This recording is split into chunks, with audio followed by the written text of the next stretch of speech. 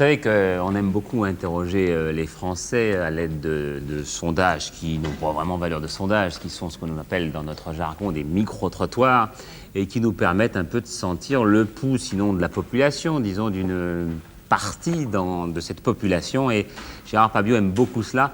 Évidemment, il s'est immédiatement intéressé à tout ce qui s'est passé juste après les élections, puisqu'on en sort tout juste.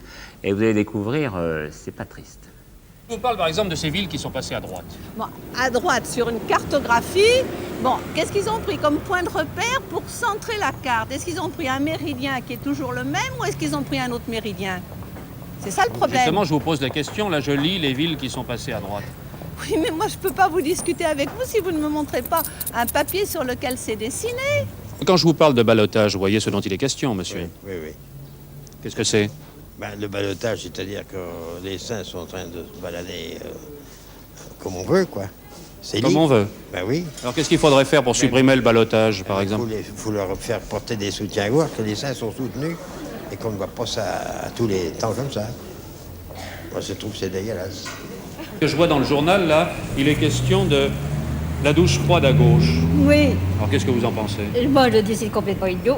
Pourquoi? La douche froide à gauche et la douche chaude à droite. Le mélangeur c'est aussi bien. Il est question de changement de mode de scrutin. Qu'est-ce que vous en pensez? Bon, on connaît pas Scrutin, à part Dior et Cacharal. On connaît pas. Non, et puis, pour s'habiller, nous, on ne tient pas compte de la mode, on s'habille suivant notre goût, c'est tout. La balance commerciale, vous voyez ce que c'est? Oui, je vois bien. Alors comment est-ce? Eh bien, c'est une balance quand même qui est déjà importante comme ça, quoi. Et haute, hein. Mais alors, comme vous dites Oui, il est question de déficit de la balance commerciale. que le commerçant se plaindrait qu'il soit déficient au point de vue de certains temps de... À votre avis? Moi, j'y crois pas, non. Vous avez des petites et des grandes. Hein, vous allez d'abord, si vous allez chez le marchand de poissons et autres, il a une balance qui correspond déjà pas mal. Commerciale. Commerciale.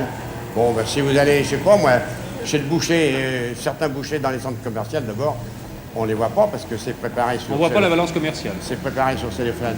Mais alors, ce déficit de la balance commerciale, qu'est-ce qu'il faut en penser? Il faudrait être réellement commerçant pour le prouver. Qu'est-ce que c'est que l'OPEP? C'est de l'eau. PEP. C'est-à-dire PEP.